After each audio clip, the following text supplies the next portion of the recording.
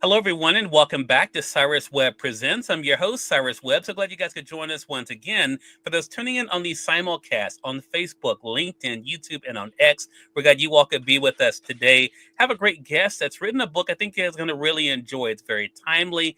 It really does talk a lot about the things we see going on in the world today when it comes to faith, the relationship with science, but also what you believe in and how it kind of directs your life. So I'm excited to talk to our guest about that. We're going to bring in our friends over on the Amazon Live platform so you guys can be able to see the book there on Amazon. You can get it not only in print as I have it here, but also the Kindle edition as well. We're also going to let you know how to stay connected with our guest as well. And we're now live on the Amazon Live platform with Cyrus Webb Presents. If you guys are new to us on Amazon, I'm going to type you guys a welcome message. Make sure you guys do hit that follow button either here in this corner or down below. You also will see the new book by our guest. We're excited to welcome George Zavershinskiy to our broadcast today. George is the author of the book you guys see here, Atomic Shepherd. I want to talk to George not only about the book, but also what it's like for him to create these characters that are so realistic, that's based on actual events, especially when it comes to Father Alexander, and to be able to show the navigation between faith and science as well.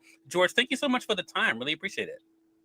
Thank you, Cyrus. I appreciate it too, and I'm so great to have you to have me with you on your broadcast. It's generous. It's very kind of you to invite me.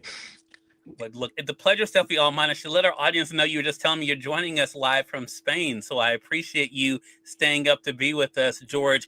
I really enjoyed this book, George. And as I mentioned, it is inspired by actual events.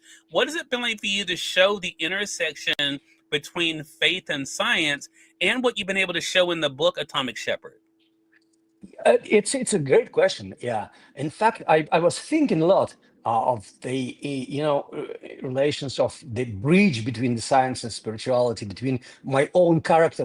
I started as a scholar. I was more mathematician than physicist, Mhm. but still related to the nuclear reactors, nuclear physics, and just systems of power control in nuclear reactors in Siberia, a very cold area in Russia. If you heard about it, minus 50 in the winter, and plus 50 in summertime. So that's great. The distance between me now and Siberia, where started my scholarship, my first doctoral thesis, written on the managing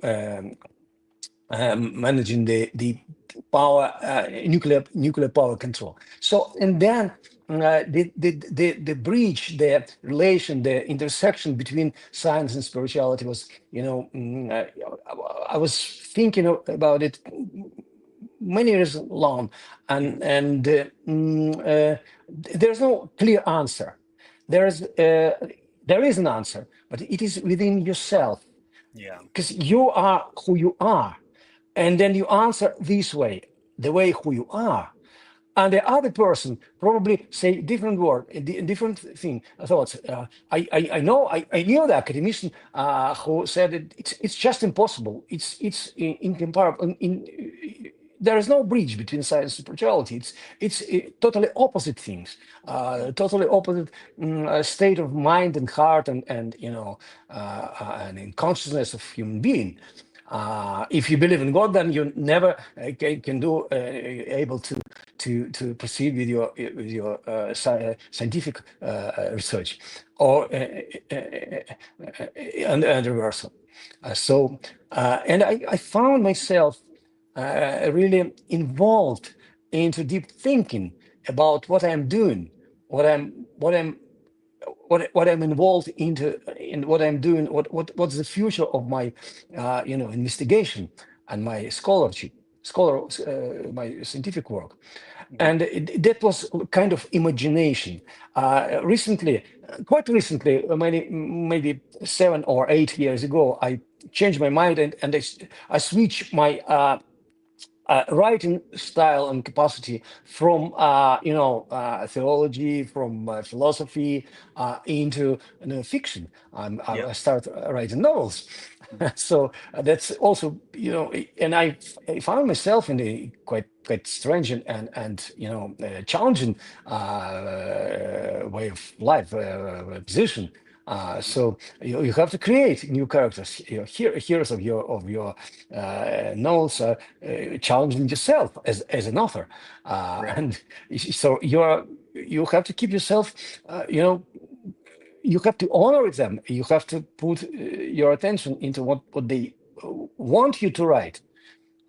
Even so, and also you feel a little bit just like a creator of something new, somebody new. It is important. It's quite even deeper challenge when you create personality, the inner world of a person, so you can deep yourself, and you forget about yourself for a while, Mm. and discover the other self. So it's very very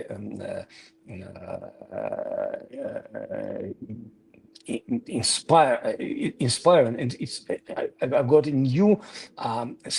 new style of thinking, Mhm. and I discovered that there is a bridge.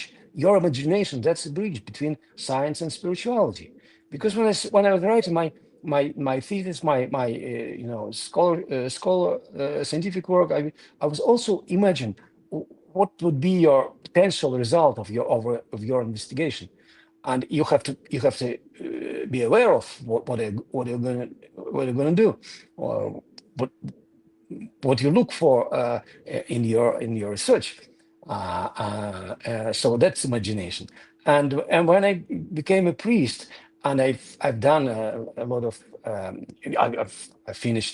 I was graduated in theological institution and philosophical institution, and I discovered that theology, it's also a kind of imagination. It's in fact, in my opinion, in my faith, in my sort of belief, Christianity is the end of religion. Mm. Christianity is not an institution, not a religion. It's Right. it's discovering yourself as you are visible by someone who has given your personality, your consciousness, your being. So we call him God, but maybe someone will be would be disappointed with such an official name, God. But we remember that in the very ancient time, there was no name. There was just some unpronounceable word concerning God, that you never say word God in inappropriate circumstances. So you just say God when you realize that you are in front of Him. Mm. That what really amazed me, and I realized, and I found myself in the character of main character, Faris Alexander, the protagonist of the novel Atomic Shepherd. He was obviously he was like a genius.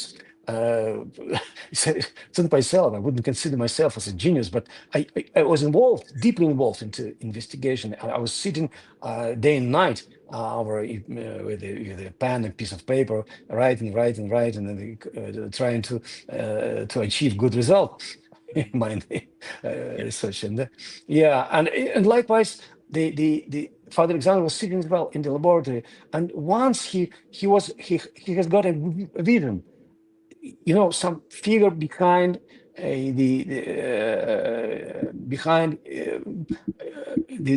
the window, and it was a dream, but he discovered that in his work, in his mind, in his reason, thinking, there's somebody else involved, and it was a figure or human being, covered with sweat and tears and blood. Mm. So there is first, the blood is a very symbolic thing to speak about, because we have a Eucharist, we have a sacrifice, and we have body and blood of Christ, which we offer to the people to eat it. and to consume it, becoming Christ-like human being. So that's a very very general thing, very very common thing for all Christian denominations.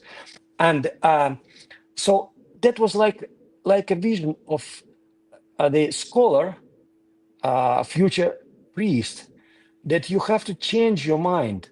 You will change your mind, in fact, despite your good achievements, good results in science. But that result will be approved and will be used for the military purposes, for the warheads, uh, for nuclear warheads, and yeah, and he he has changed his mind. He has Right. he has said to himself, "I would never do that. Right. I would never do it again. I would never continue that kind of work." Mhm. Uh, so that's the challenge. That was a part of my own story. It's partly autobiographical novel. But still, of course, you speak of the uh, uh, you have some metaphor and over uh, uh, the figure of the main protagonist is great scholar, great scientist, and I just dare to compare him with a great Soviet physicist. Andrei Sakharov, who was called a father of the hydrogen bomb. So Mhm. it was like, but that's fiction. That's Right. so that inspired me to talk about it. I dare to talk of the great scholar and great priest as well, and Mhm. the circumstances faced he faced in his life. There was Chernobyl in middle of 90s, and he took part in the cleaning the consequences of the catastrophe in Chernobyl. And Mhm. there was another story when, being a priest and a physicist, he has made his own personal choice when he has got a lot of radiation and very dangerous, extremely dangerous for his life, and still he hasn't seen his partner who disappeared among the radioactive materials on the roof, on the top of the nuclear reactor, and he Mhm. was.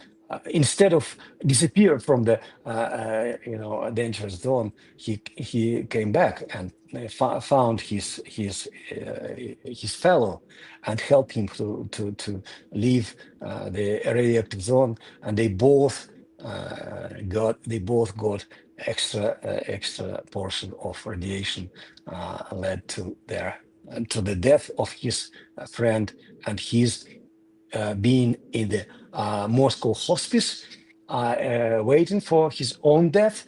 But still, he was writing his confession, and that was the beginning of my book, and this is Yeah. the end of my book. So it's Yeah. like a confession of the physicist turned priest. Mm. And George, I want to interrupt you here, and let our audience know. For those who are just tuning in, we're talking about George's book, Atomic Shepherd. And I see you guys over there on Facebook and on LinkedIn. I appreciate you guys being with us. Also, those coming in on YouTube as well. The book's available here on Amazon. You all can get it in print as well as a Kindle edition. George, I can tell you're very passionate about this, and I love the connection between, as you mentioned, what is your own path, but also, of course, what you've been able to do in this book. Is part of your hope for readers, though, is that they will feel comfortable asking questions about science, but also asking questions about faith as well. Yeah, exactly, exactly. Faith or spirituality, or finding a way of your own, your own soul, your own consciousness demanding something extraordinary. Otherwise, you wouldn't be satisfied with your life, and not just in the end of your life, but somewhere in the certain point. What are you living for? What else should you do in your life, for yourself and for the others? And probably best, first of all, for yourself, who you Mhm. are, where you're going to. So it's general questions, but still we now have a more opportunity, more possibility to find an answer. We've got a quite challenging time. We are living in challenging times, so we get Right. artificial intelligence. Also, it's challenged me to write more about science and spirituality, and in terms of newly developed intelligence, like artificial, and challenging the world, the human reason, human intelligence. Would it be still able to compete with computer, or it's the end of human reasoning, human mind. Yeah, and yeah, that's also. And what about human consciousness? Whether it's also be like a part of artificial consciousness, or it's just impossible. So it's quite philosophical, even theological questions. Consciousness, yeah, Right. yourself, your image as a human being, as a not just thinker, or producer, or somebody who looking for the better in your life, but also discovering yourself in terms of your own effort to open your mind and heart towards yourself. It was like the ancient Greek said, uh, you know, know yourself, who you Right. are. Yeah, Right. that's important. I think we can become a bit. The story is just a spiral way, coming not back, but just around the major general questions of your life, and death, and being, and not being. Uh, Mhm. yeah, yeah, Yeah. And feeling comfortable, I think, to ask those questions and to be able to go on your own path as Father Alexander was able to do, even when other people didn't understand. I think that is the big thing for us as well. George, it's a great read. I encourage our audience to be able to get it here on Amazon. How can our audience stay connected with you? yeah. I have my own person author's website. Mhm. It's George Zavershinskiy, one word, all small letters, .com. George Zavershinskiy, one word, small letters, .com. It's easier. I have blog, Science and Spirituality. I publish posts on a regular basis, and answer all questions, and keep in touch, in contact with everybody who is interested in not just in discussion, but just reveal your own opinion, and Right. your own view, and your own maybe achievements on that way. Like, yeah, I wouldn't dare to say that I've got some results, some clear answers for such deep questions, and I just the only thing to attract the attention of the readers, potential readers, and potential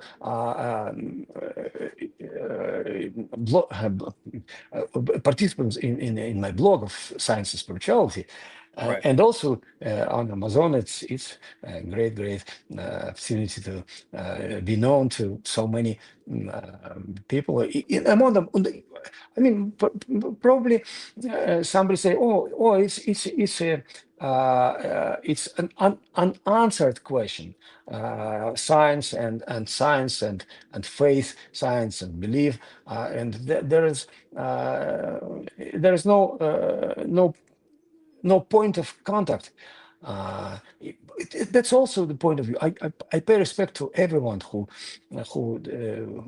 would take part in my blog, in my read my book, and continue that conversation. Now, in fact, I'm also writing the I finished one novel on artificial intelligence and writing the second part of Atomic Shepherd. So Oh, wow. Okay. just yeah, yeah. It touched me. It pushed me to continue to speak more and to listen more. That's important thing. You have to be aware of m- many of everyone who is involved into your in the sphere of your interests.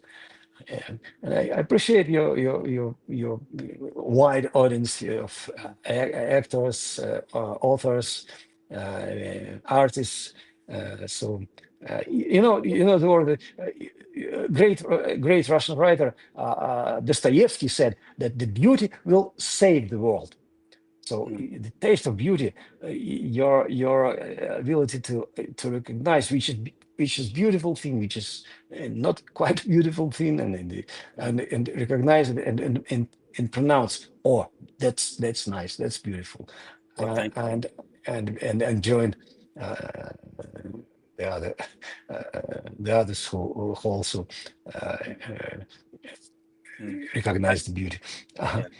I appreciate that, George, and definitely appreciate you stopping by. Again, everyone, George Zavershinskiy has been our guest. Make sure you guys get his book, Atomic Shepherd. You can also visit his website. We have it linked as well. And George, looking forward to our next chat together. And we thank you. Hey, hello, Miss Queenie. Good to be able to see you. My mom is also over there on Facebook. Appreciate you being with us. And we thank your audience for tuning in to another great segment of Cyrus Webb Presents. Until next time, you all make it a great one. We'll talk to you soon. Take care.